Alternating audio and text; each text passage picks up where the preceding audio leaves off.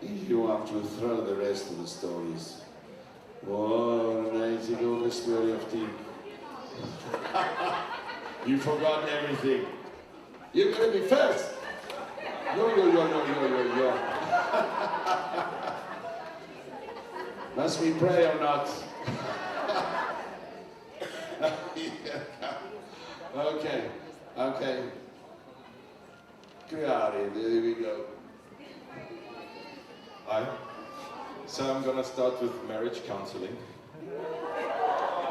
And Cornelius sits with us, talks very deeply about marriage things, and then he rips his pants. You ripped your pants, it was open here. But he doesn't stop or goes quickly for a change, he just puts a pillow over it and goes on. He doesn't remember. Right. That's true, DeAndre? You saw it. Well, okay, let me start with how I first got to hear God's voice. It started like this. There was another fellow student, his name was Katlecho, and we decided to smoke some dacha. It was maybe a bit too good, because he started hallucinating and seeing things, and he came out of the toilet that was back in Cliff's house, and he did not have his zip closed, right? So I just pointed it and started laughing. Forget to close the gate. And he was like, "You are the devil!" But he was not joking. He really thought I was the devil. And I was now worried, because obviously if he is behaving like that, everybody will know something was wrong. So I tried to calm him down, but as I got closer to him to calm him down, he was again, "No, you're the devil!" So I just said, "Just go in your room, lie in the bed." But he was so scared of me, because I was the devil, that he thought it was a good idea to run outside the garden and run outside onto the street, but not using the gate, but jumping the fence. He could jump high, but he couldn't jump that high. So the devil forks, or what do you call them? Palisades. They were obviously on the devil's side too, because they hooked his shoes. And he fell flat on the ground on the other side. But he wasn't worried, he was more scared of me than of, his shoes hanging up there. So he ran into Universitas Kriegsbar and hid there behind the vegetables. From the devil, which was me. So some leaders go shopping in there, and they ask him, "What's wrong with you?" "Where's the devil?" And so they walk past our house and see me in the garden, and they ask, "Gregor, what's wrong with Katlecho?" He says, "You're the devil." And I say, I don't know anything about that. I don't know what he's talking about. So, but every few minutes, another person comes by and says, "Where's Katlecho hiding between the vegetables in Spa?" And so it dawned to me that it will come to light anyway. So I confessed to one of the leaders and said, "We smoked dacha and he's now having a trip that is not that good." And he said, "Okay," and walked on. And I thought, wow, the truth sets you free. It's amazing how easy that went. And I thought that was done. Then there was the church service. And then there was Monday, first love. And then Cornelius said, "Gregor, Katlecho, stand up."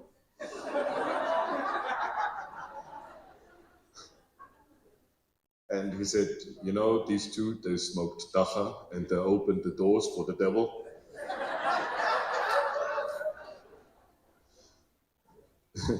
If you don't repent now, pack your bags and go home.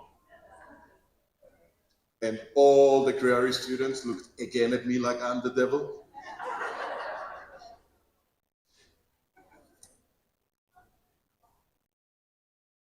And there was the moment where the first time, I didn't even give my life to Christ yet, where for the first time heard God's voice, and where he said, this is your time. This is your time. This is your time for a new life. And I stood up and repented.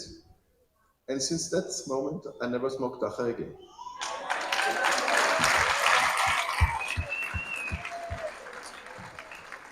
That's true. The first story was a lot of rubbish.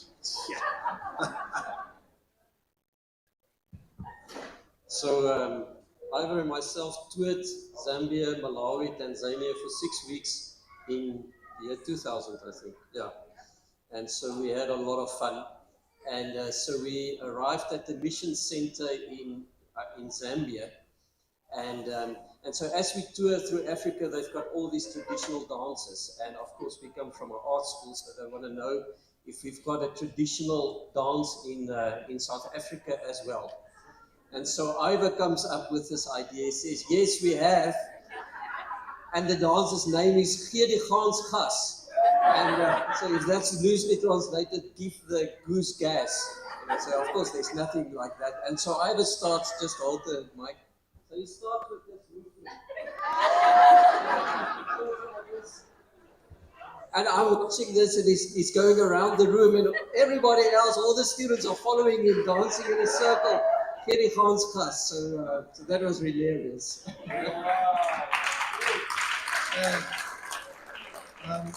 In that same tour, we went to Tanzania, and there was actually, we went to a certain part where some people have never seen white people before. And we would walk in there, and they would look at VP and myself, and they'd say, Msungu, Msungu, running away, crying.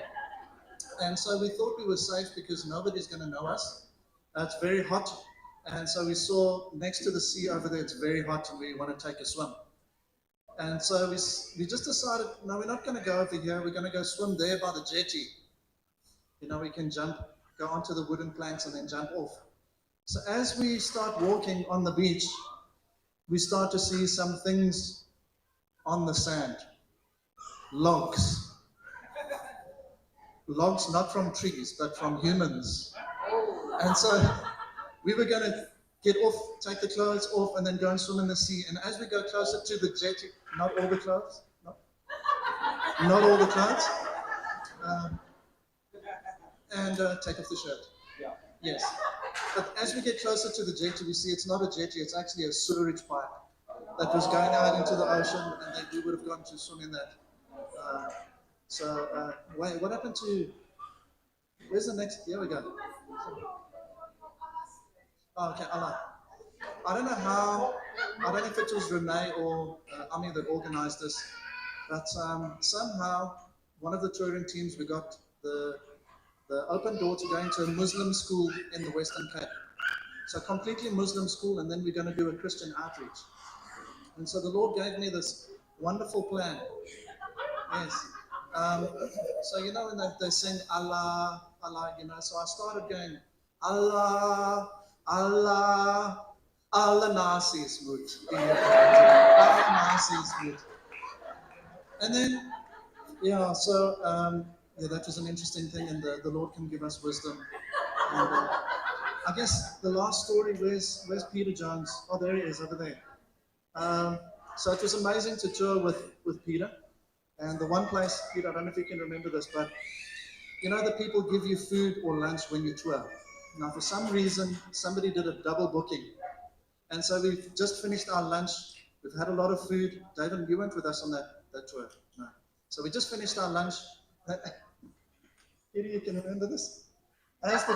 So we finished our lunch. We were like so full. And then the next people came in, and they came in with hamburgers. And so they sat there with us, and we had to start eating the second round of food. So that was really tough. but not as tough as the time when we went to lunch and we finished the food that was presented to us. And then the host's children came back from school and they wanted to sit down for lunch. And we'd eaten all of their lunch. And they said, Mommy, what are we going to have for lunch now? So that was bad. So that's a few of our stories. What is stuff with 2 lunches, man? What is stuff with... Okay, stories doesn't have to be bad, but stories or memories, I'm telling a good story. The story was finished this morning. I don't know if Pastor Emil is here, because I want to talk to you about my first breakfast in South Africa. We arrived, I was a very good person. We arrived quite in the midnight to Bloemfontein. So, all the guys already sleeping. I think the first experience, I was like, this is like jail, man, with the bed and the man sleeping there. And the next morning, because we didn't have money, no food, nothing yet, and the next morning we go straight to Creary, because we came here 20 years ago, exactly the same time we came, the end of the year of 2004. That was before Pastor Cornelis got married. So now we came with no food and we have to go straight, and Pastor Emil was feeling compassion for the 2 Malagasy boys.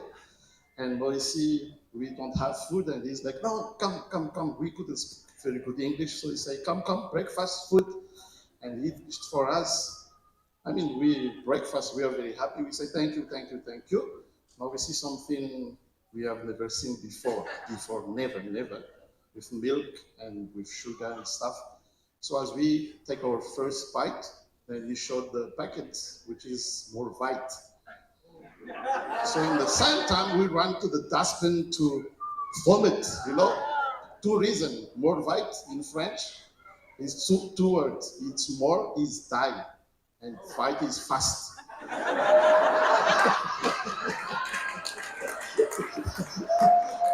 And the first time I tried it, and it's like die fast. So we run, like really, we vomited in the dustbin.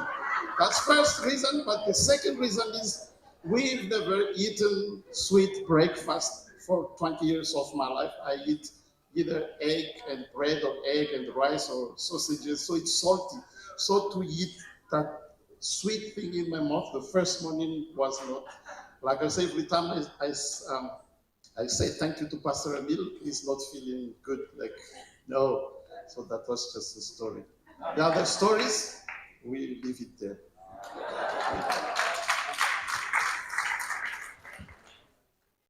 So unfortunately, as Pastor said, we've got to keep things R-rated. So that's the majority of the stories gone. PG-rated, sorry.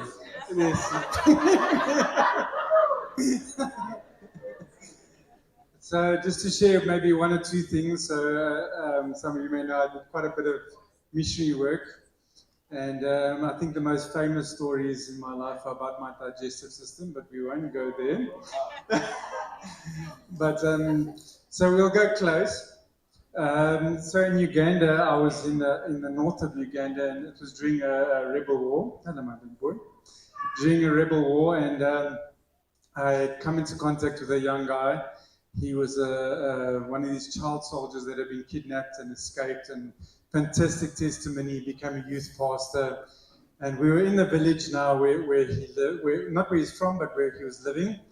And it was his birthday, and he came running up to me that morning, and in his hand he had this huge cane rat.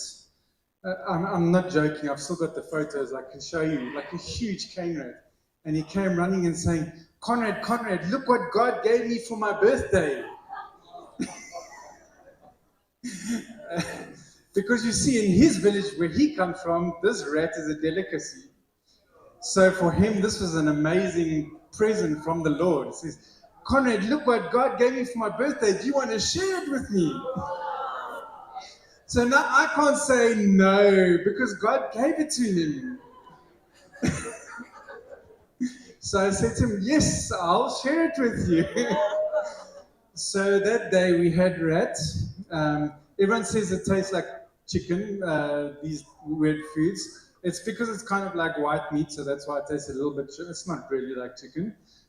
You just taste it with your eyes closed. That's all. So we had rats, and it was done.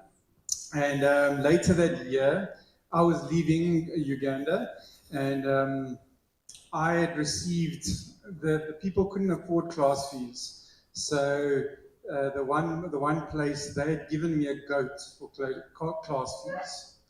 So the goat unfortunately was pregnant because it was an apostolic blessing. It was a pregnant goat. So I sold that goat and I bought myself a male goat, a billy goat. And the day I was going to leave, I was going to slaughter it and we were going to have a wonderful meal together to celebrate. And there was actually a girl here, maybe Stefan remember, Joanne Jurgense vrouw. Joanne Evans, who became Joanne Brandt. Anyway, we were emailing each other at that time, and I was telling her about this goat that I named Daisy, because I knew she was very sensitive about animals. And so my goat Daisy, and then I was like, today we slaughtered Daisy. But anyway, so this young man, his name was Patrick, the guy who ate the rat. He was good at slaughtering animals, so he showed me how to slaughter the goat. So we slaughtering the goat, he's showing me everything, and it was a male goat, so there were certain parts of the goat that were not with the female goat. And he says, you see these, and this is the best and the tastiest part of the goat. And so he says, do you want to eat them? I said to him, no, it's my goat. God didn't give it to you, I'm not going to eat it. So funny things that I've eaten a lot of funny things, and yeah, not all of it worked out so well. I've had food poisoning in most countries, really badly. In Madagascar, I had food poisoning a few times. One story, I was not from Nehemiah's mom. It was fantastic there, but I was.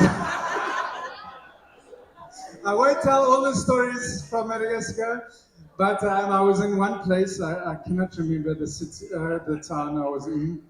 But anyway, I was preaching. I was scheduled to preach the morning and in the evening. So I preached the morning, and then we had lunch, and it was this unidentifiable meal, and you could see it was some sort of meat, and it was really, really slimy and slivery, and it goes down quickly, but it was awful. And they told me it was eel. Eel palen, is it palen in Afrikaans? And so I wolfed that down with the joy of the Lord, as He has provided. Eat everything with thanksgiving, not complaining. So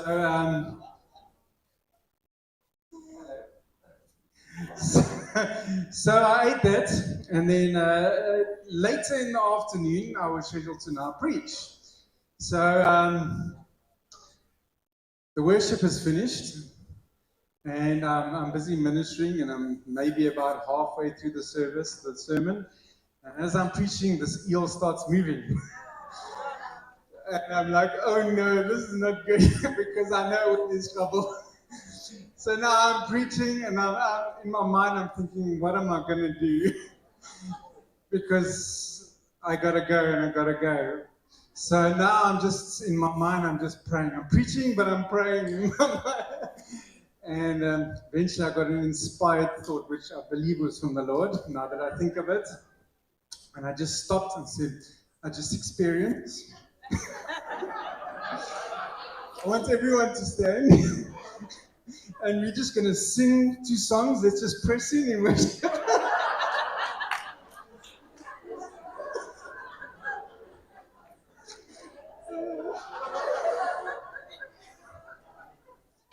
And so the congregation stands and everyone starts worshiping. I'm out of there. Now I try to find the toilet, and the only toilet they had, it is sinkplaat, where you cut. And like half closed, so you can still see out. But I didn't care. Never. Anyway, came back. Praise the Lord.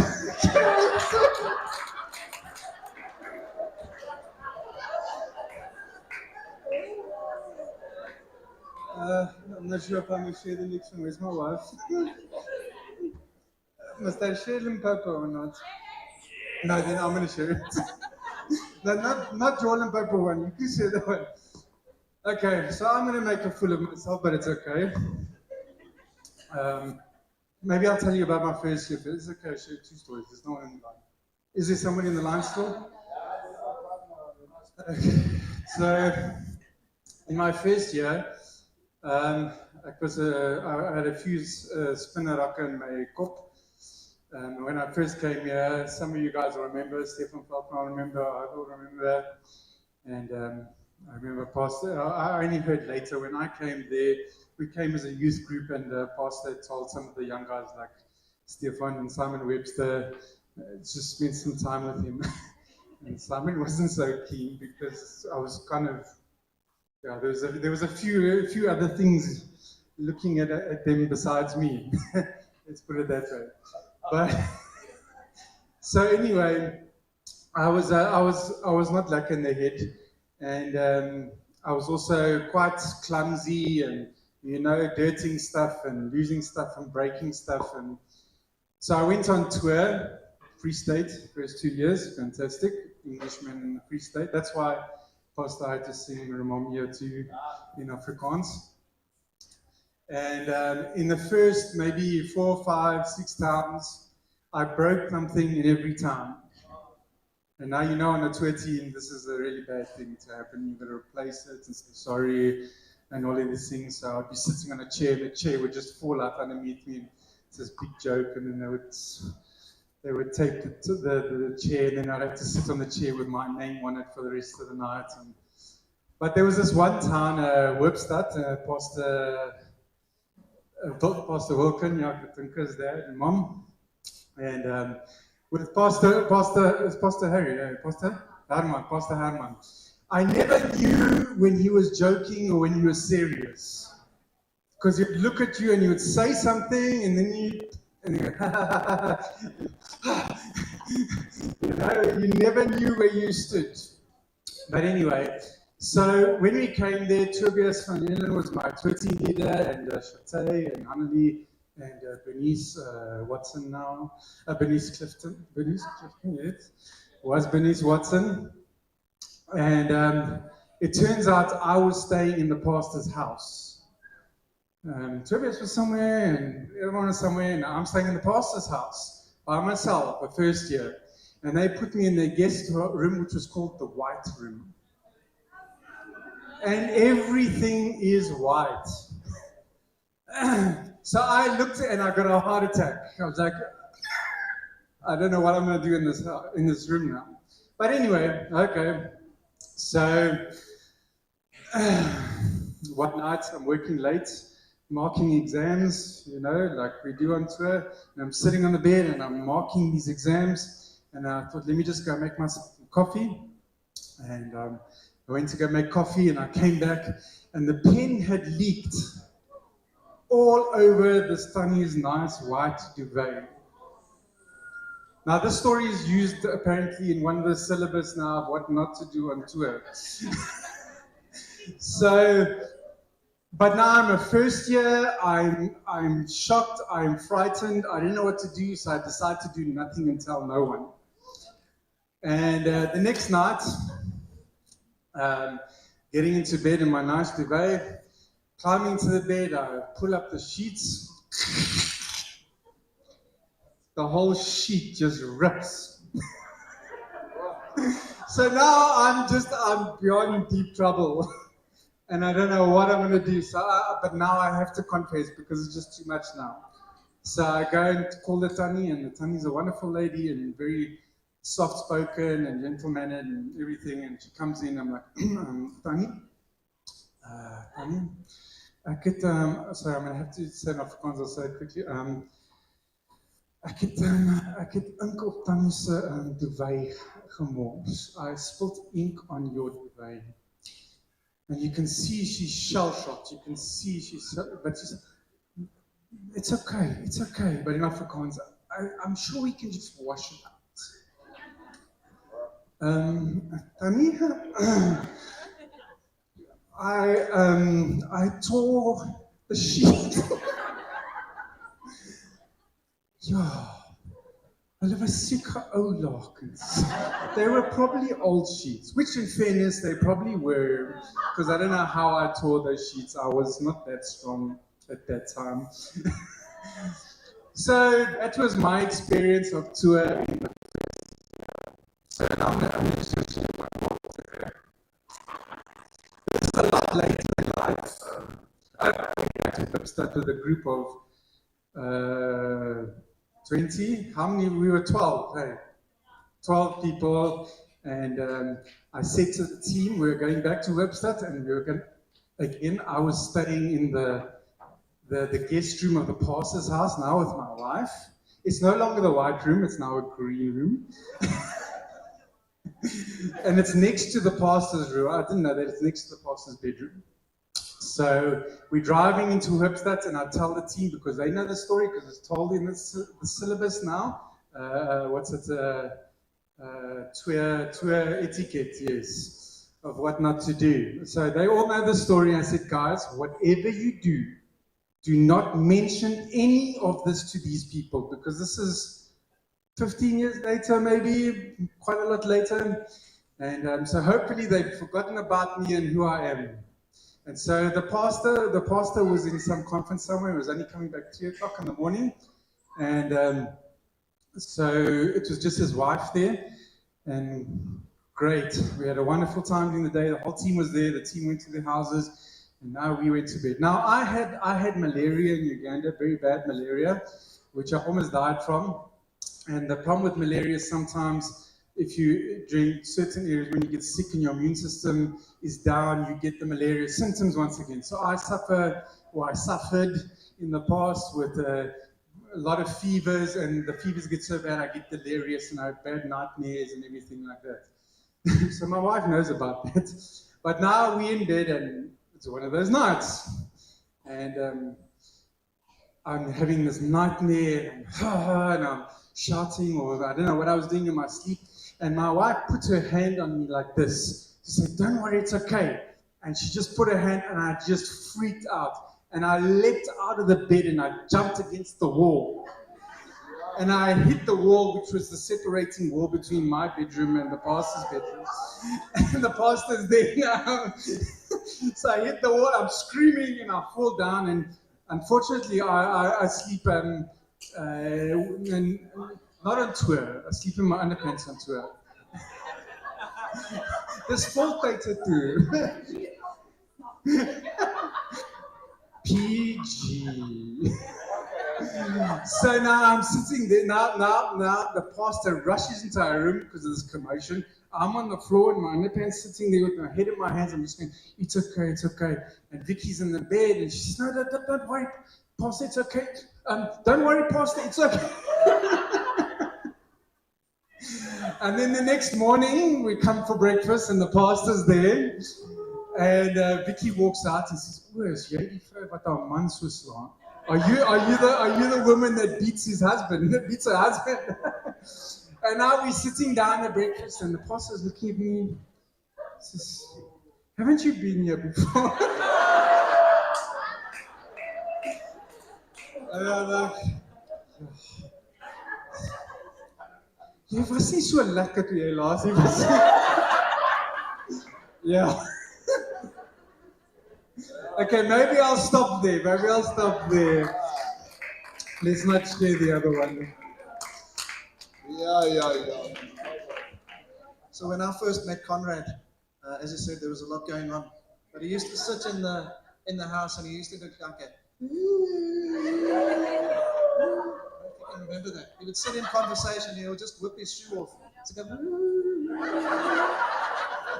So, but again, my stories, there's two stories that came to mind when we were pastors in Potchefstroom. And the Lord gave me the scripture that says, "Ask of me the nations and I'll give you." And there were a couple of people in our church. And within that month, 100 Nigerians were sent down to Potchefstroom to get trained in like welding and stuff like that. And so they were literally rebel forces. And so they were another word for that is terrorists. So 100 rebel forces coming down to Potchefstroom, and then so we've got this opportunity to minister to them. And so they would have,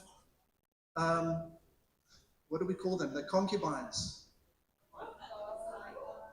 The personal assistants living with them. Yes. And so they would have the personal assistants living with them. So they're obviously not saved. And then on Sunday we would have our services, and then these massive guys, huge muscles, would come and sit and listen to the sermon with these big dark glasses, big muscles, with their concubines with them. And it was really amazing to have an opportunity to minister to them. My wife, she would work through the Dr. Jonathan David stuff, and she would pray amongst these guys, 100 rebel forces and one woman, and she would pray amongst them for an hour, almost every day in the week. And one day, this guy, God Gift, came and sat down next to her, and he said, "We used to abduct people like you." And he says he pulled out this photograph, and there's these guys, rebel forces, with one woman that's been taken hostage, like and everything. And he's like, "Oh, okay, that's nice." You know? So just amazing testimonies. And that guy, God Gift, with my son that used to walk around there, they used to break bottles and party and stuff like that. And then there would be broken glass when we'd have the services. And that God Gift actually went and bought a pair of shoes for Reuben and just gave him a pair of shoes. So it was just amazing. Hey, Reinhard, how's it? It was just amazing. And I guess to bring that to a close was, we did a baptismal service in the swimming pool over there. And we baptized one of the people in our church. And then some of these guys were around us, and I said, "Well, who wants to get baptized?" And one after the other, these Nigerian guys would jump in and get baptized. And it was just awesome to see how God works. So praise the Lord for that.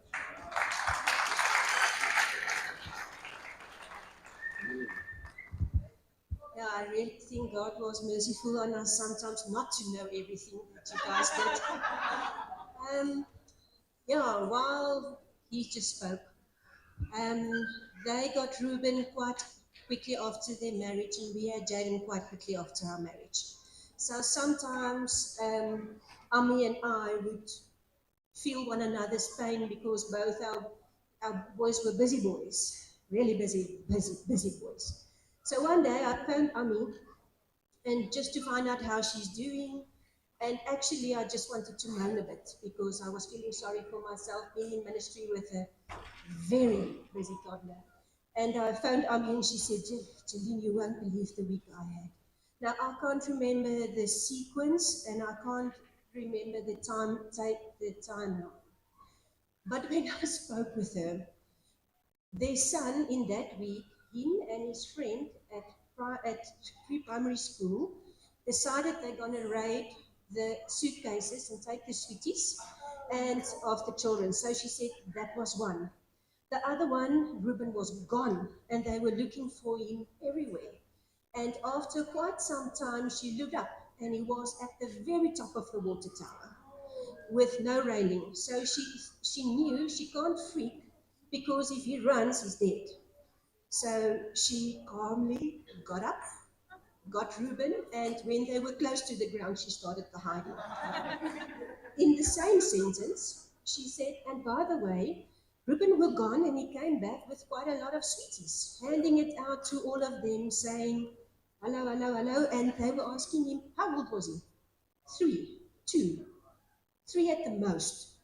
Klein, chokkertjie. And you know these little black motorbikes, scooterkies? Reuben got onto one of them. He crossed quite a busy street. He went to the shop. He took some sweets without paying for them, got back on his bike,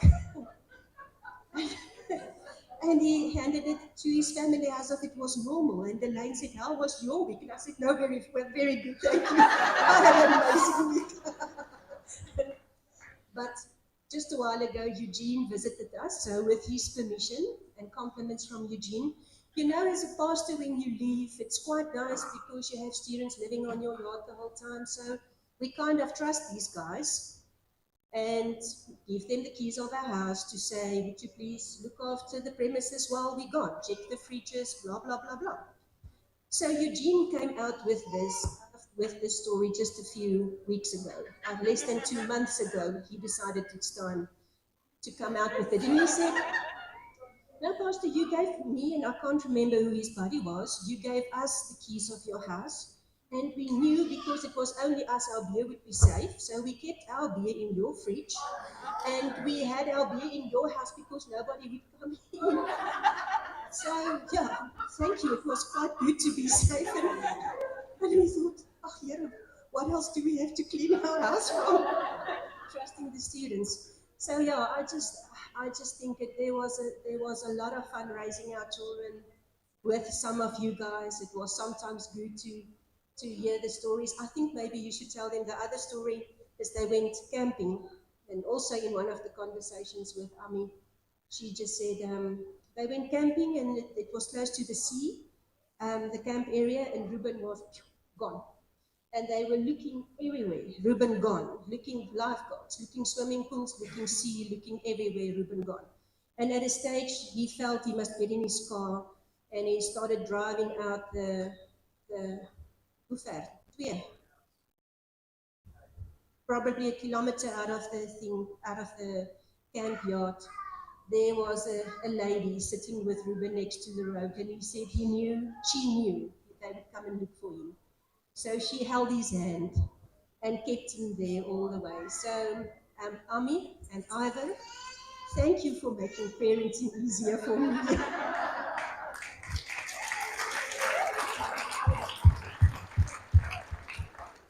Okay, so who will the next one be?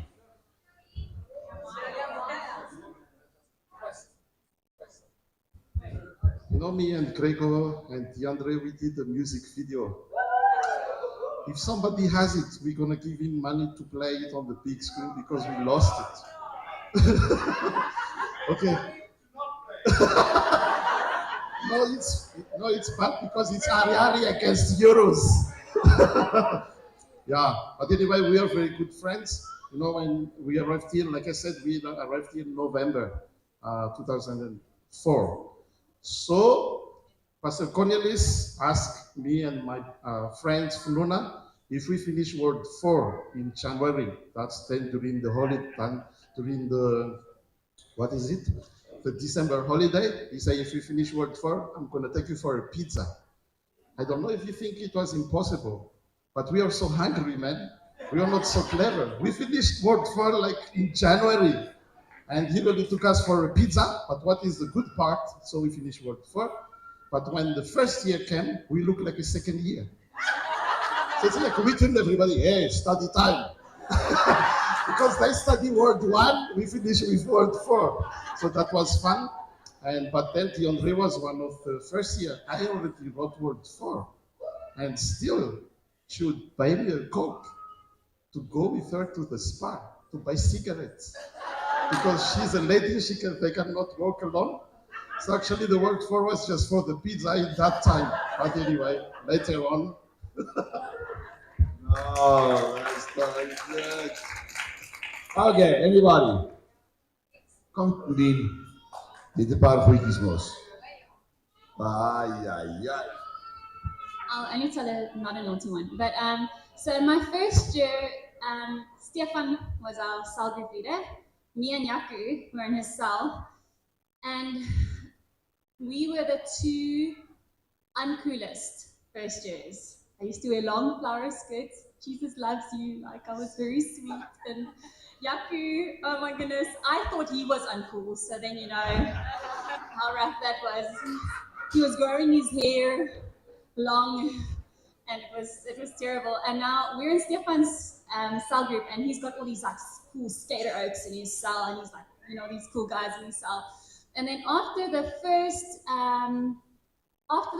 term, he leaves and goes on tour, and now we had to lead the cell group, me and Yaku, with these like cool dudes, and we're like, yo, yeah, you know, trying to like vibe with these guys, and it was rough. It was rough. Every cell group was like, and so eventually one cell group we managed to get a breakthrough. Like we had worship, the guys connected with the Lord, and me and Yaku were like on the way home, just like praise the Lord, you know, slapping on the dashboard. God is so good.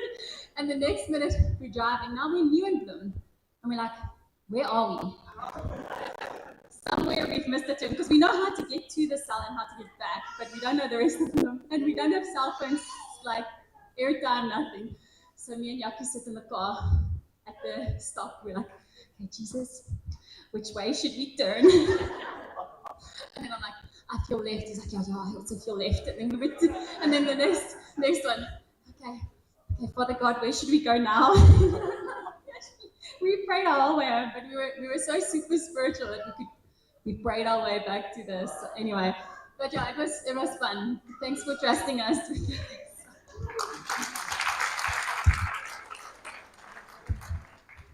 When you hear the names Johan and Grant, what comes to mind? Stoutster. There was a time where I got a lot of phone calls. Yes, I want to buy your car. What? My car is not for sale, and I got phone call after phone call after phone call. And then I realized, but something is wrong. People want to buy my car, but it's not for sale. And then I was flabbergasted, and then somebody hinted to me that Grant put my car up for sale without my knowledge somewhere online for 2,000 Rand. And I was terrified, and all these strange men are phoning me and saying they want my car. And when I heard, he had just this grin on his face. And but then, yeah, I found out it was him, and he paid. He paid for it. I can't remember what I did, but he paid for it. Oh yes, they lived there. Yeah, but they were living upstairs, and I went and sugared their bed, their beds. But they sugared 3 of the rooms, and they framed the 4th room, so that we would think those guys did it to us. So we were fighting with each other. It was getting heated, and then eventually JP came like, guys, actually I know what happened. So I think we on. Yeah, lekker. So on the Blood Speaks tour with Conrad, so we did a lot of school outreaches, and I don't know what town it was, we did so many schools, but we went to the school. It was a high school with just boys. So we were in this backstage because we had to do things on stage, but we were backstage, and the principal was doing some announcements, and then he announced there were some guys who had their birthday, and the whole school erupted with hand clapping and shouting and everything, just celebrating these few guys who celebrates their birthday. So in this motion of excitement, and all the what's the onderwysers, what's it? The teachers also clapped their hands, but really it was a big commotion. But in that moment, I was so caught up in the celebration, I just whistled. And then when I did it, I realized, what have I done? And then there was dead silence in the whole school. You could hear a pin drop, and the principal said, who whistled? I was shrinking. And all the team, they just looked at me. And then the principal said, the boy who whistled must come to me after this whole session, come to my office. I was terrified. And then the hall was, the, what do you call that, the assembly was finished, and then I had to go to the principal. This was in 2018. When did we, no, it was at, 15. So I was an adult. Here I go. So the boys were going out of the hall, and the teachers were starting to leave the hall. And I said to the principal, said, "Sir, it was me who whistled." He was so shocked. He said, "You?" I said, "Yes, I'm so sorry, but I was so erupted in the celebration. I just instinctively whistled." He said, "No, doesn't matter, but I must keep these boys in line." So yeah, it was very funny. So we were on an outreach, and it was very hot, as it gets like in the Free State. And we were in a team with Quibus. Where's Quibus? Quibus. So I don't know if it was you who came up with the idea. Wasn't him. Okay. So the school sprayers started to go on, and so we'd finished the outreach. So not Quibus came up with the idea to take the shirts off and run through the sprayers, like straight after the outreach over there. So that was interesting. I don't know if anybody can remember the year 2000 where you had the Y2K virus. Okay, so we had a big thing in the Western Cape. It was a Millennium Festival. And we were on the stage, and Y2K, everybody's scared that the aeroplanes are going to fall out of the sky, because when the calendar changes, then all the computers are going to shut down. And so I'd just come back from a tour with Cliff Jones, I think. And so, I don't know, has anybody ever played in a band when Cornelis is playing piano? Okay. So, yes, it's a high level of timing. He's got to watch his hands, right?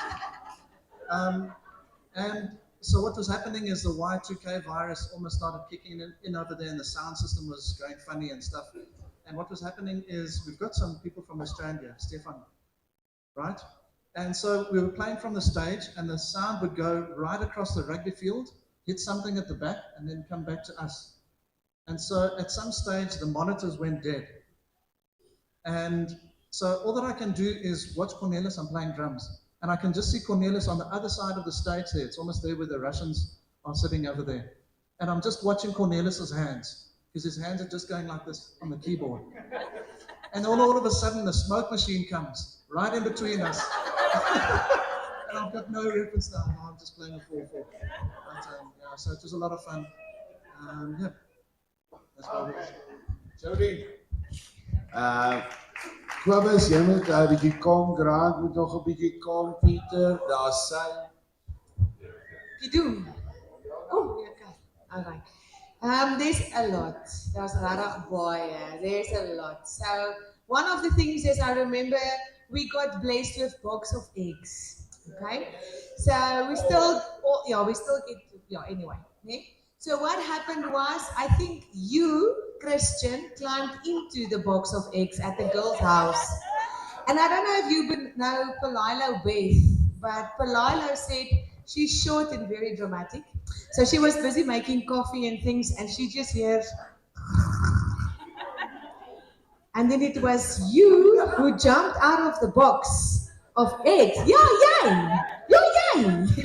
She said it was you.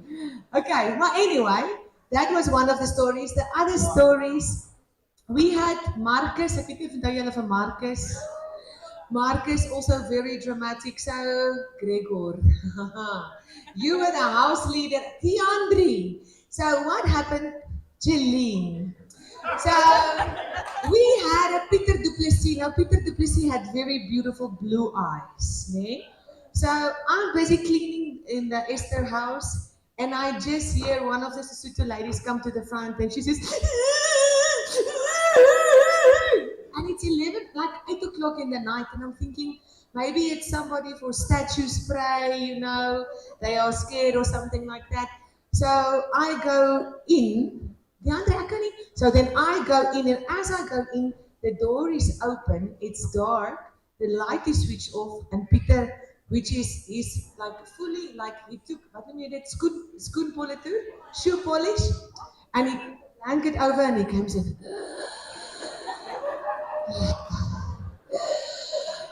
Yes. And I just repeated right like this, né? And we all ran. And then DeAndre, who was the smallest, she went in, okay?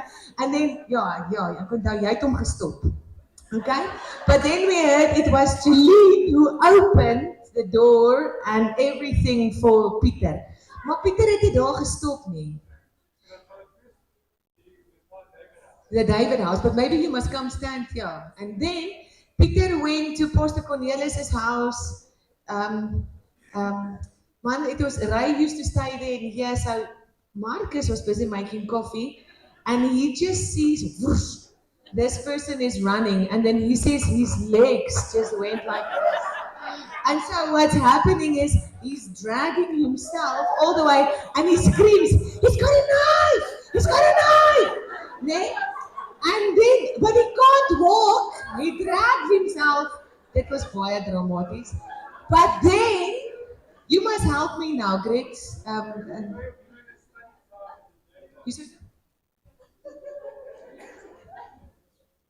So after that, he went to the J block to try it on us. We were in a study time, and he came and did his, and within 5 seconds, all of us were at the door ready to beat this thing up. And he takes off his blanket, he takes off, it's me.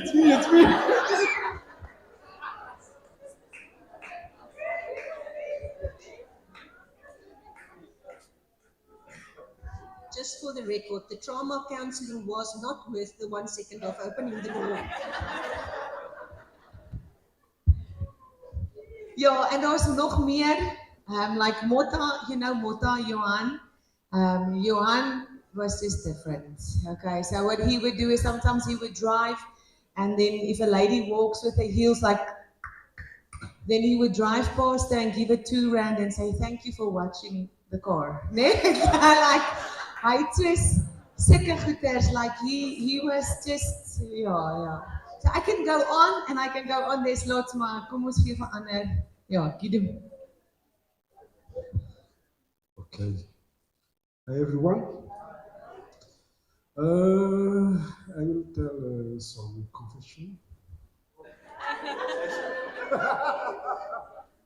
Okay, let's say like how God dealt with my comfort zone.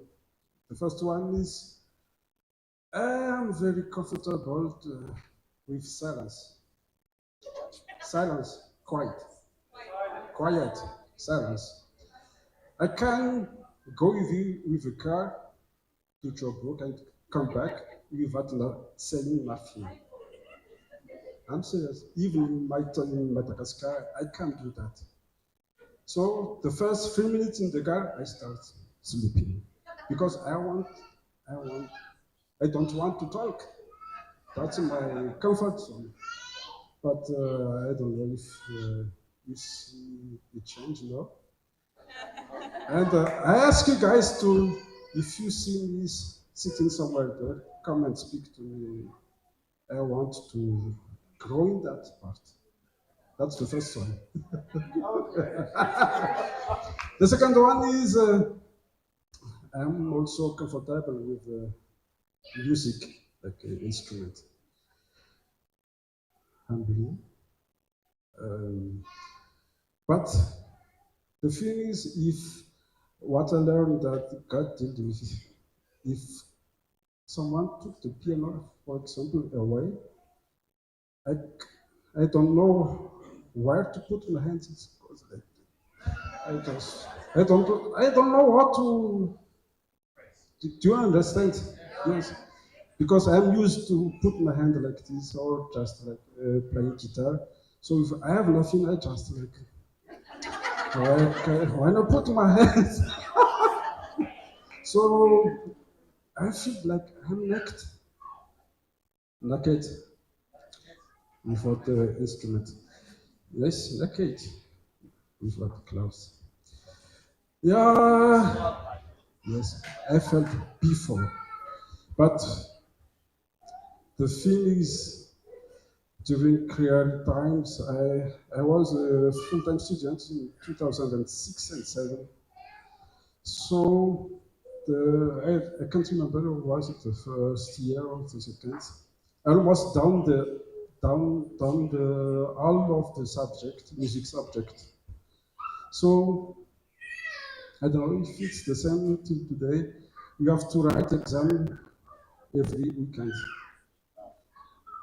So I have done most of the subject, music subject, and I couldn't write. The time was not enough to learn word to exam work. So I was thinking, what am I gonna do? I've done almost the music stuff, so let's try something new that link with the music. And that time, there was a new subject in the dance. I think it was a percussion dance, the camper dancing, something like that.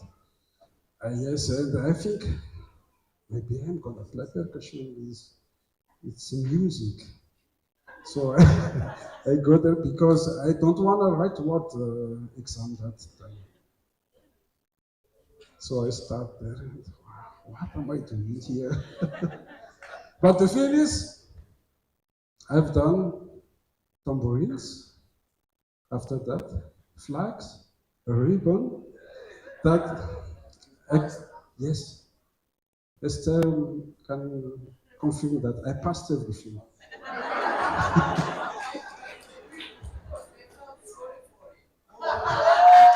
I don't care, but I passed. That's a big thing for me because I'm used to play everything and God just take away.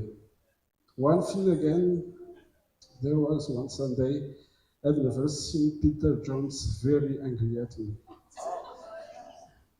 Yeah, because every Sunday the guys just can you play with us, can you play with us? And one Sunday there was nothing wrong. I did. And I know it's not his will, but he's hey, from now you'll never play in the band. I said, why, Peter? It's not me, they called me. He was very, very upset and took me here. Listen, man, if I said so, you will stop. So I cried that Sunday. I cried a lot. It's not his fault.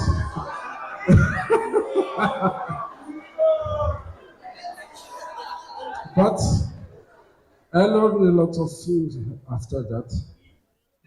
Like God said, is it about you or about God? If I take your comfort zone, who are you? So I still learning that now. And also, if I play every Sunday, how about the other guys who need to play? So God really teach me something. Thank you.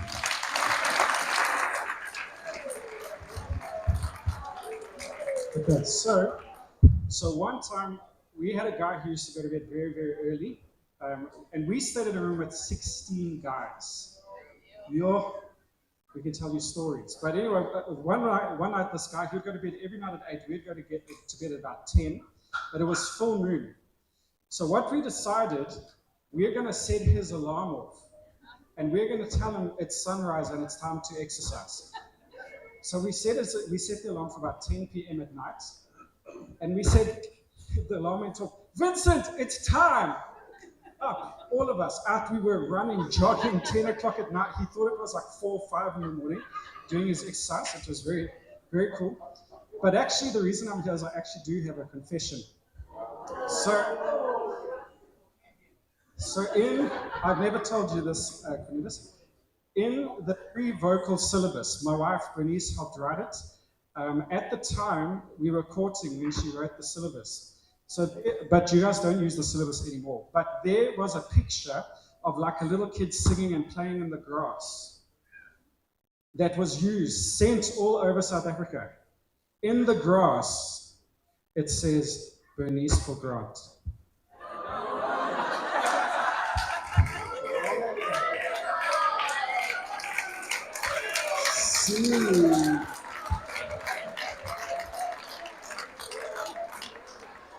Hi everyone, my name is Muzi. Yeah, so when I came here, my first year, I came for vocal classes. So there was the guys who were teaching vocals, they were on tour. So Peter stayed behind. So Peter was giving us classes. So everybody was like, not scared of him, but he had that thing. You know what I mean? Everybody understands what I mean. So we had a quarrel with Peter. So Peter came to my face like this. And he was like, what are you saying? And I just stood there. I said nothing. I just kept quiet. And then I just decided to leave the class. I just left the class. Sorry, Peter. And then I just left the class. I sat with the guys. It was Kidum and Christian. And then he comes in. I thought he wanted to apologize. So he was like, Moses, sorry, can I talk to you? And I was like, no, I don't want to talk to you. And then he was like, what? What are you doing, bro? What did you just do? I was like, no, bro, you don't know what happened. So I felt so bad. And then I went to Cliff. I was like, hey, we had a quarrel with your brother. So now I just want to know what to do, because now he came, he wanted to apologize, and I did not give him that chance. It's like, oh, it's all right, just go and talk to him. Now I have to go to Peter. I was like contemplating about this. I was like, this is what I'm going to do. This is what I'm going to do. This is what I'm going to do. Then I got the courage finally, and I went to him, and he spoke. He was like, I'm sorry if I came hard on you. And he's a sweet guy. It's just that you need to know him. You just need to know him. And then he was like, no, I just wanted to apologize of the quarrel that we had. So that's my story, and I'm sticking to it. Yeah. Peter Manzaray, is he still here or not? I cannot, you have a story, but can I tell you other story of your December? What did he say? Yes. You remember Ray Jeppy? Ray Jeppy, there's a lot of stories you cannot tell here about Ray Jeppy. He was a V-art. He was, what's her name's now? A veterinarian. And she came here. And the man came from Sierra Leone, and he just came. He was just here already for how long? 1 or 2 months. 2 months. So he was alone December at the house, and the leaders asked me, will you have food? Are you okay? He said, yes, I'm okay. I saw a cat there. I will kill the cat. He saw the neighbor's cat that he wanted to slaughter and eat from Sierra Leone. But I will not say what Ray Jeppy did. But she was furious against that guy. But I think you must tell the other stories yourself. You will come, or must I say? Oh, you'll come.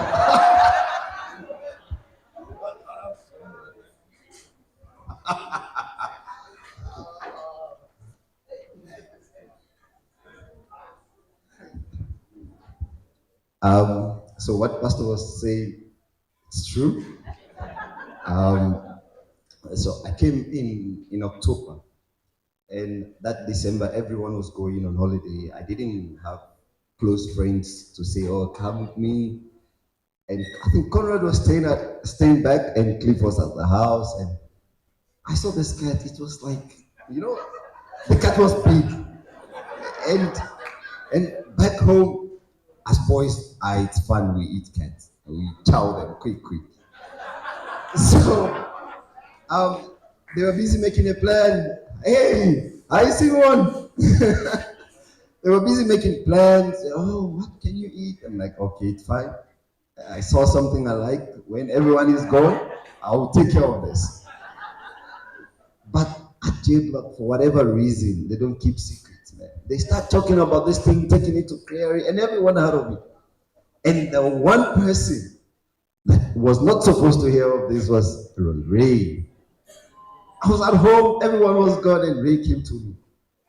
Peter, I heard you want to eat my cat. I will kill you.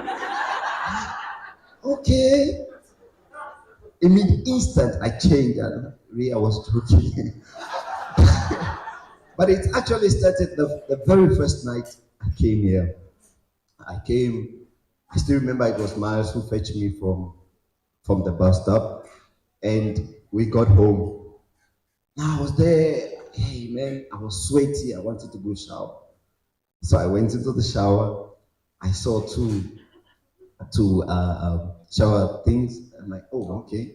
Shower knobs, I was confused. I'm like, what are these two things for now? You know? I didn't realize one was cold, one was hot. I said, I don't care. I went there. I just opened this cold water that hit my skin. I ran out. I stood there. I'm like, hey, what am I gonna do now? You know that moment you don't have anyone to ask. I was thinking, hey, why is it so cold? Then I went there. I tried again. That was it. I just wiped my body and came back. And then Chloe found out that I didn't like going to the Esther house where the girls were. I didn't want to have anything to do with the girls. I was just with J Block, not even the David Zone guys. So I was just there. the April that year, they made a plan where Pastor Peter and Esther used to live. At the back, there was one room just at the corner there. Then they decided, for whatever reason, I don't want to go to Esther's house. Please don't move me out of this. I was so comfortable with the guys there. And then they said, no, Pastor Cornelius said you have to move. I'm like, ah. And back then when I came, I just say whatever. I don't filter anything. I just say, you are behaving abnormally. I just tell you, I stop doing this thing. Quickly. And then they were like, Pastor said you must move. I said, I'm not going. I'm not going anywhere. And there was always one person that would say, Conrad came, hey, bro, you have to go. But why? I was protesting in the house. I can't go. I don't want to go. I don't want to see these girls. And then there was a guy, Mateus. Mateus said, okay, I'll move with you to that place. And then we moved. And it was not that scary as I thought. And then we started chatting with some girls there. And then when they saw I was comfortable, then they moved me back to J Block. I'm like, was I just an experiment or what? I'm starting to like this place, but there was a lot of things that happened. Anybody that was in at the J Block, certain things we don't see here, right, Christian? We just leave it like that.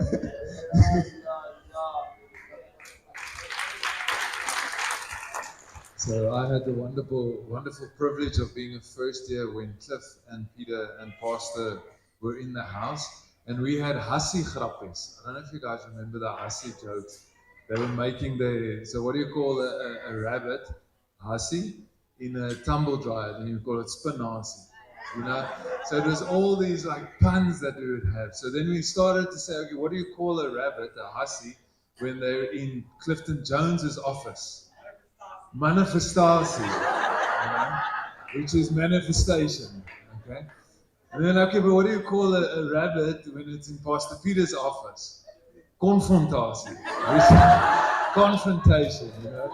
And then we had a good one for Pastor at least. What do you call a rabbit in Pastor's office? Restoration. That was like, yeah, so we couldn't tease the pastor, you know, we had to. But another story I remember, I had of the few things I had of personal belongings, I had a microwave in my first year. Don't know why, but I had a microwave. And this microwave was one of those old school ones where it was that turning knob, and then when it clicks back, it goes ding.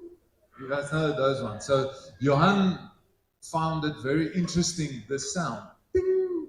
So he thought it would be so cool if at 12 o'clock at night he goes, takes the microwave to the guy's bed.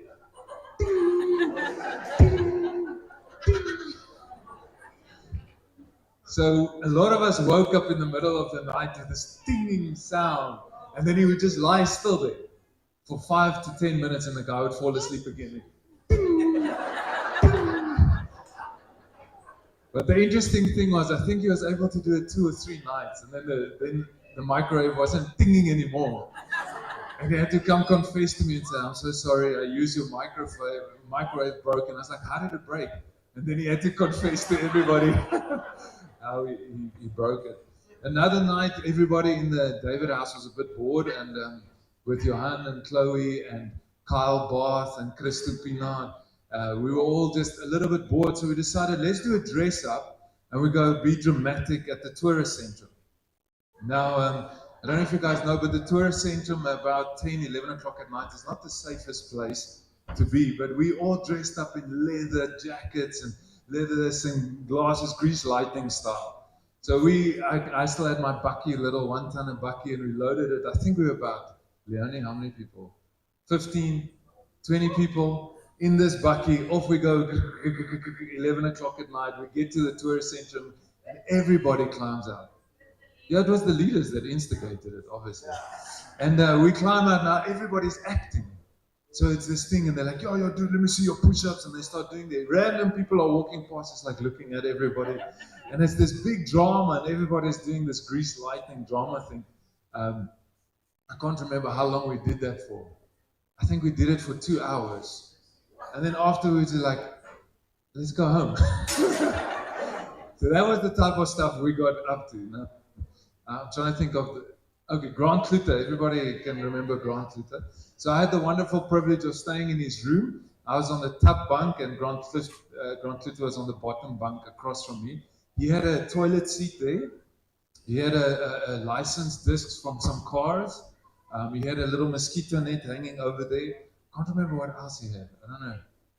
What other things? Anyway, he had this whole collection of things. So everybody else's place was spotless, had to be clean, neat. But Grant Clutter's corner was very unique. But across from him, underneath me, was Gideon. I don't know if you guys remember Gideon. Okay, now Gideon was a very spiritual person. Very, very spiritual. So the one night, Grant Clutter was famous for sleepwalking.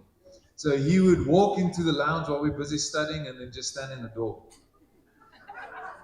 And they're like, Grant, are you okay? And we just walk back. And that was what Grant used to do.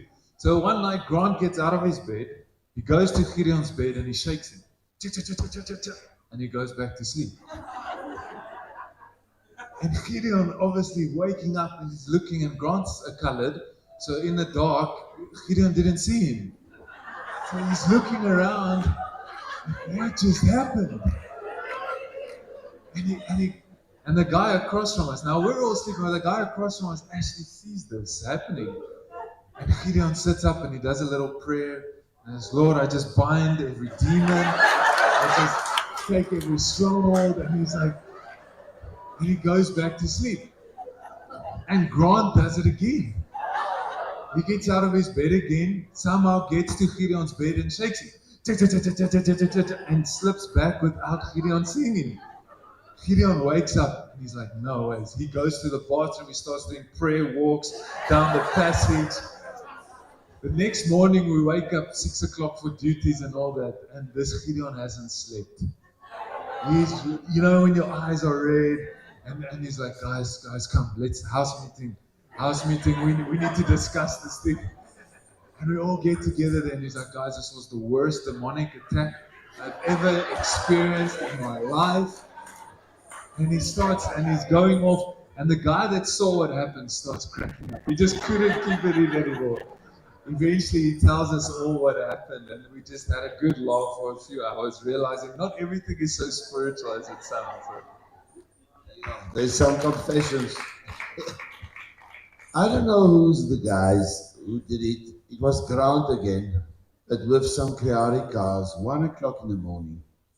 They would take the 2-3 month Wara Creare cars in Nelson Mandela and one or two of their own cars. And then 1 o'clock with the ministry cars. They would have a dice. They would have a race. I heard this years later that they would take 1 o'clock the Creare car. Can you believe it? And they would go for a dice day. No, that was rough. The Joneses were something on their own when they were knoller. Oh man, they were knoller when in the beginning. I think they are the only guys that I packed their bags for them when I was living in a room with all three of them. Can you believe it? Yeah, I packed the bags and just let me say, But Tommy, the middle one, he was the best of it all. So we had the same type of story of this guy from Zambia. That's I say no, nie Zulu nie.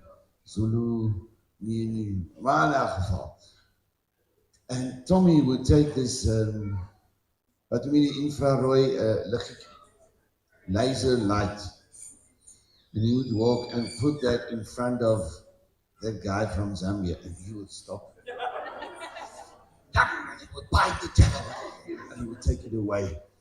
And so this guy was for a whole week, he was in a state because of this light, this thing. And I said, Tommy, I'm going to beat you up. You better, those days, Stompy were allowed, you know. Not anymore. It's in New South Africa. They will take me to court. But in any case, so Tommy stopped the next day in First Love Go meeting. He stood up and testified how he had this spiritual battle against this demonic force. And he prayed and God set him free and he just wanted to testify. I said, Tommy, you better go and confess. Otherwise I'm beating you up. There's a lot of stories I will not tell about them. But yeah, they formed a lot of character, hopefully, in me. But Dobbies, Haydn. Wat was hy nou? Christopina natuurlijk. I said to him the last week, hey, the reunion will not be the same without you. But he would carry on, I always said he was in love with Stompy. He got the most blue collar on his body more than anybody else. Then I would come into the student house and he would sit there and he would put his hat like this. But later in the night, and if I go and visit with the guys, then I would sit there and then he would pull out his stomach a little bit and he would make his one thumb like this and say, okay guys, what's happening? I would jump up and fall on him and give him a goeie stompie. The next day, he would just carry on. So the one day, I was sitting there, he was walking past, he got an egg in his hand. He said, Cornelis, he said, if you throw me with that egg, I'm going to give you 5 stompies, I'm going to give you 5, but they flicked one another like that. He stood there, he threw me with the egg. But it was a raw egg, but the angels helped me. And it fell here. It would have been in my face. I ran, I took that guy, I sat on him, I stomped him. Later I felt sorry for him, but he was just, I flicked him one, but he went in the light, he fell on his behind and he was around. The next day, he had this water gun. I sat with the students here through the window. But these are a big one. I jumped up. He ran all around the David house. I thought, where is the guy? Came through the kitchen. I don't know what there was wrong with that guy, but okay, he gave us a lot of, what's the word? Yeah. And also that Grant and Johan, they were like 3 or 4 that always teased me. In some other way, they would tease me.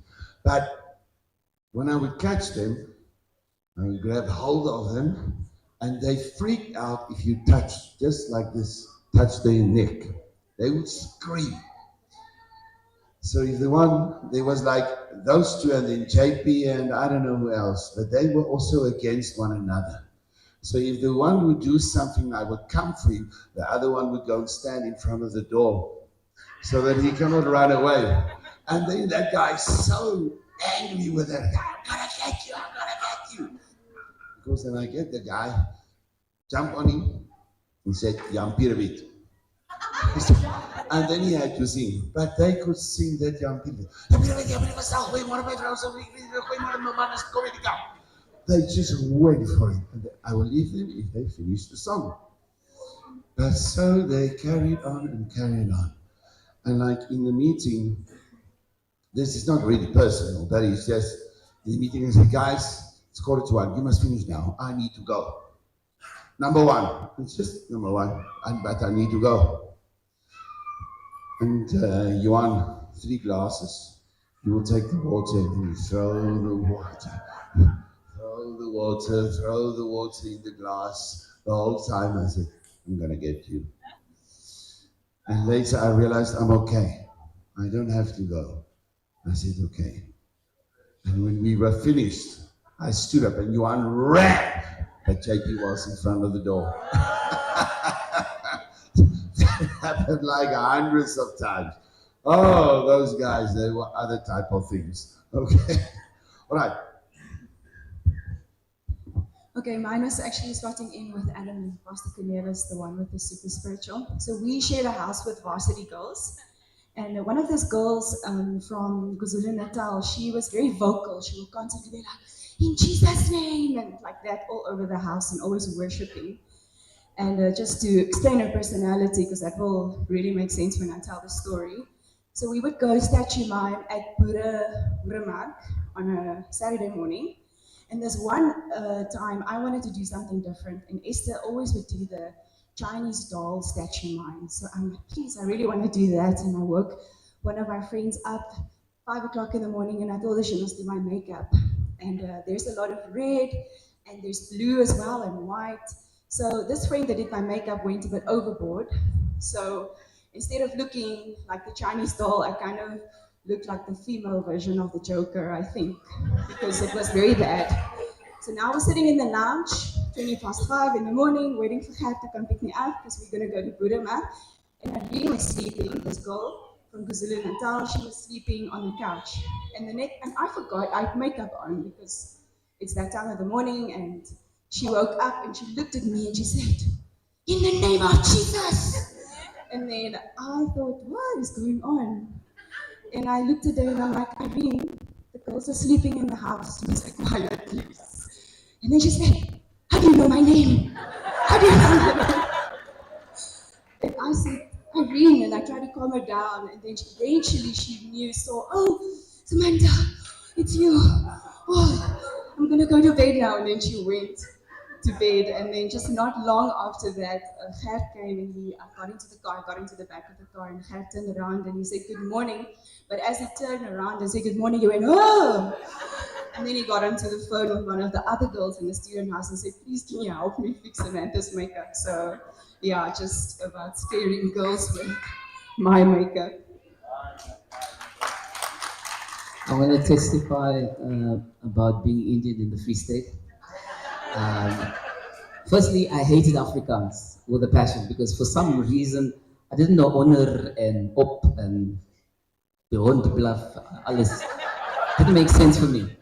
And then the Lord sends me to the Free State to study at Kriari. So I come to Kriari, and one of the first people, I met a lot of people, but Jolene said, no, I'm going to teach you some Afrikaans. I don't even think Jolene remembers this. And she says, you must go tell Pastor Cornelis that ek is hardlewig. I am heavily pressed, in other words.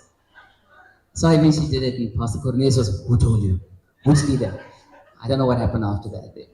But then my journey of Afrikaans happened that I even married an Afrikaans girl on my left, right there. Yeah. Lord, it's quite ironic, hey? Yeah, tell me about it. And then now we're on tour in the Free State on Salome's team, with Salome, Shirley, and I. And then we have a Bible study for the first time. We're going to the people's houses and we're talking about the rugby teams that we support. So I had a very sharp idea, like this is a good time to exercise my Afrikaans skills. So the one guy is like, I support the Sharks. The other ones, I support the Lions. And he came to me and I'm like, I'm from KZN and I support the Sharks. Maar my onderbroek is blauw. Yeah, I didn't tell you that one, did I? Meaning that, you know what, as much as I come from KZN, I'm actually a Blue Bull supporter. So I had to explain that to the team, but everybody was quiet about it until we got into the car. And we were driving. Jeff, what were you thinking? Then I explained myself. No, actually, this is what I meant. Did that not come across? you know? And then while being in the Free State, I was on Adam's team. First I was on Adam's team for a month, and then the rest of the year I was on Salome's team. We go to the pastor's house, have lunch, and now we're outside and we're just talking to one another in the gardens. Life is happening, and I decide I want to go swing on those, I don't know what you call it, but it's those benches, the swingy benches, which you can put like 3 people on. So I was having fun there swinging, and I saw Adam coming towards me. And when Adam was coming towards me, I'm like, what if I flip him a little bit? As he comes, I do this. That was a bad move. So as I tried to do this, Adam jumped on it, and it wasn't fitted in the ground. So the entire thing went, but it went into the window. And the window was almost the size, just slightly smaller, of the framework of the door that you come in. And now, I was stressing. I don't know if I'm this dark. I don't know whether I was blushing or what you saw me. But after that, we had to tell the pastor, and I was so nervous about it. But he was very comforting. He's like, "Oh, we had a crack on it anyway." So that was the remaining remarks from the pastor. He didn't tell you that one. I'm sorry.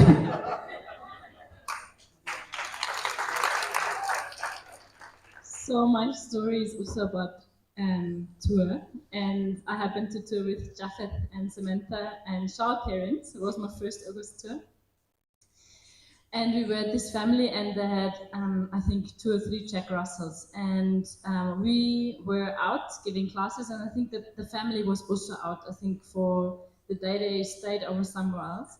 So the evening we come back, and Samantha and me, we shared a room, and so one of the dogs was on heat. So our room, all the beds were full of blood, but they also got into our stuff. So the bags was torn, and we went and we collected our things. It was, some was in the room, and some was just outside.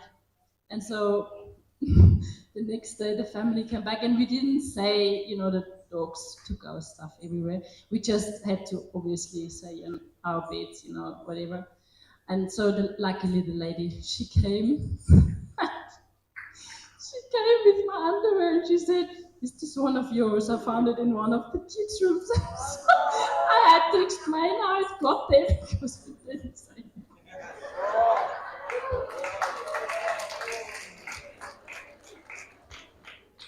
I'm here to confess.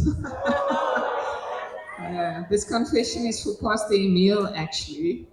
In my first year, we stayed in his house, and like you heard, we get eggs every month, and I think some of the ladies were gone, so there were extra eggs, and it was just me and another first year, and I think a second year. So the second year was there to oversee us and all of that, and we thought we need to use these eggs because they're gonna go off if we don't use them. So what can we do? So we're like, okay, let's make meringue, because you need to use eggs for that and some sugar, and that's what we had. So, Pastor Emil, are you listening? So we decided to do that, but we've never made meringue before in our lives. So we then put it in the oven, had no idea how long it should be in the oven. And before we knew it, the whole house was in smoke because we left it in way too long and the sugar burnt. So no one was home, you were not home, and we just got all the fans that we could to get all the smoke out before you got home. And yeah, you didn't know about it. Sorry about it. Your house smelled like smoke for a moment. And then another confession is when I was a tour team leader for a week or two. It was just after Christian and Christina left that tour route. So the tour hosts knew about internationals that come, and they sort of expected there to be internationals on a team. And I had a temporary team. I had 2 first years come on the team with me for that week. And the host we were at said, hey, let's play a prank on the pastors. And I'm like, sure, let's do it. Like, let's go for it. And he's like, let's say that these first years come from Russia because it's believable. We always have Russian students that come. So these 2 students decided, okay, they're going to speak in a Russian accent. And so we introduced them, but the hosts are in on it. And they're like, okay, we're going to introduce them as this guy from Russia and this lady from Russia. And they spoke in their accent. And the pastors believed it. They believed that these people were from Russia. And there came a point where I had the opportunity to say, no, sorry, it was just a joke. And I didn't use the opportunity to say, no, sorry. We're just playing a joke. They don't come from Russia. And eventually the evening just carried on, and they just carried on pretending to come from Russia. Eventually, the host decided, okay, no, he thinks it's time that we say that they are not from Russia. And the pastors were very upset. Eventually, I had to go the next day to the pastors and apologize again and say, I'm really, really sorry that we played this joke. They're not from Russia. And I then slowly got the favor back from the pastor, but I never told you. I'm sorry.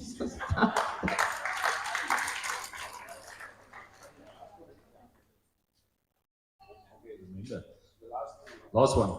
Correct. So also on tour, I toured with Samantha and Johnny Mafolo. So white guy, colored Namibian, and Lesotho Mafolo in the Free State. And so we toured small towns. Pietersburg, I think close by, was one of them. So we came there for the first time and to meet the hosts, and we came as they were finishing their cell group, so they were praying. So we walked in, they were, oh, welcome to the team, we're just finishing off in prayer, and then the people are going to go, and then we'll get you guys settled. And the host had a 4-year-old boy, very cute boy, Johnny. He slept with Bach every night, and Beethoven. And but so we standing together and praying, and Johnny decides he needs to pray for rains. In Afrikaans said, Here, bring hier reën. Doen it. Dankie. And so immediately we knew this is an interesting family, fun family. And so the rest of the cell group went, we stayed behind, standing in the kitchen, just getting to know them, and it's time for Johnny to go sleep. So we're standing kind of in a circle, and Johnny looks up at his dad, kisses him, looks up at his mom, kisses her, looks up at his sister, kisses her, looks up at Annie. And so Johnny just looks at him, looks at me, and I'm like, and so Johnny goes and he kisses him on the lips. And then Johnny was happy, and then he went to bed. He didn't worry about me and Sam. So yeah, we had some fun there. We also, as we came in, Sam, maybe just correct me here, but if I'm not mistaken, we came at night and we heard weird noises, and then found out they had a pig. So and then as we walked further, they had a varkhond. So and then another dog, so a varkhond and a varkhond. And yeah, and so but we got past those noises and found out the pig is fine. It's not that rough.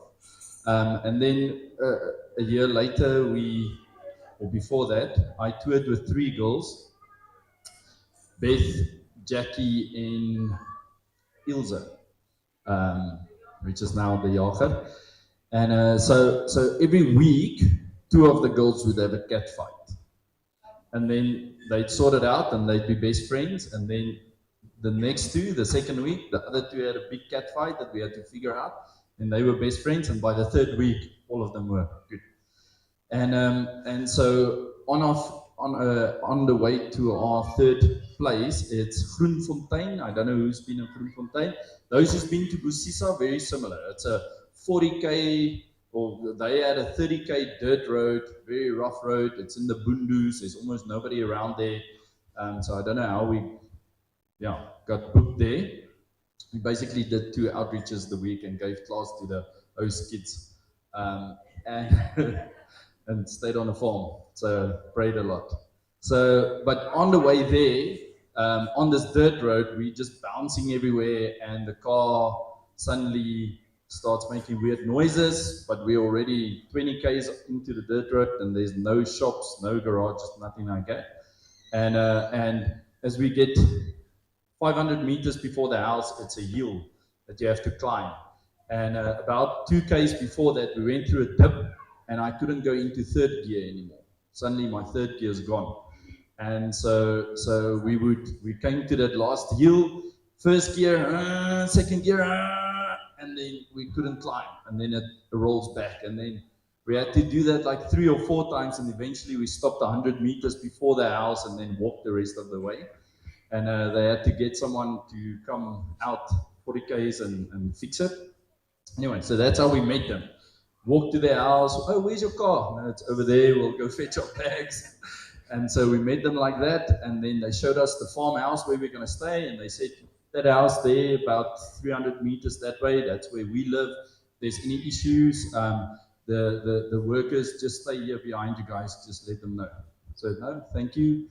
I think we arrived there on a Saturday. So we got ourselves settled in the house. And so they showed me the place where I should go, and then eventually when I walked into my room, I saw like a Bobbejaan spinnekop above my bed. And so I went in, saw it, went out. And then and it's like the Lord was saying, are you scared of him? And so it was the first time the Lord spoke to me about creation and creatures and creeps.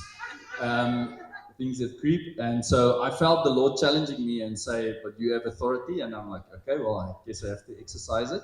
So I went in and I said, you stay there, I stay there, and then we'll be fine. And I could have drawn a circle around it. Every time I got there, it was there. So I left it there. I was like, Lord, I'm going to walk in faith. I'm going to take this challenge. And so it was evening, and the host told us that there's 2 cats. We saw one.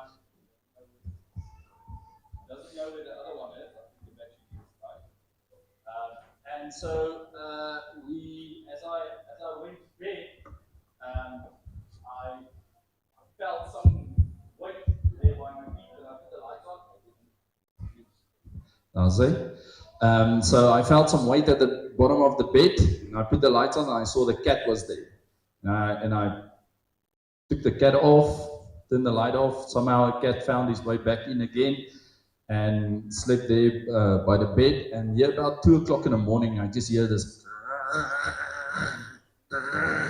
and I'm like, switch the light off, and the cat is just laying there. I'm moving the cat, but it's like dead weight, so it doesn't support itself. And now I'm thinking, the spider bit the cat. That's probably what happened. But now I don't want. Now, what if something happens with this cat? I don't want them to think I killed the cat. So I went to the worker's house, 2 o'clock in the morning, tuk, tuk, tuk. Is something wrong with the cat? It's not me. Do you guys know what's going on? No, just put the cat in the kitchen of the main house. So, okay, so I took the cat, put it in the kitchen. 5 o'clock the next morning, Beth and Ilse frantically knocks on my door. What? Cat, the cat is dead. And so they decided 5 o'clock in the morning to go for a jog. And they saw this cat here, and they're like, oh, cute cat. And they stroked the cat probably for like half an hour, and the cat's sleeping. And then one of them made a joke and said, what if the cat's dead? No, man, the cat's just sleeping. And then eventually, when they like tried to move it, it was rock hard. And then the cat was dead. So when the host came, we just had to tell them these things. And then they said, yeah, well, the horse apparently died a week before that, or a few days before we arrived. So they had to explain everything to their kids. Yeah, it's probably all because of the spider. But anyway, so yeah, that was quite an interesting time that we had. Okay, guys, we need to the food. I'm very sorry. No, very sorry. Because I think it's the rain is coming, and everybody needs to dish up outside. You brought it in. Okay, great. You brought it in. I don't know. We must have another session some other time. I don't know how we're gonna do it. Because actually, most of the stories that I know that had to be told, not one of them are told. Stefan, jy is van 'n stel om te praat. Waar's daai Kobus? Ja, toe maar, ja. But so sorry, I just realized I need to cut it down.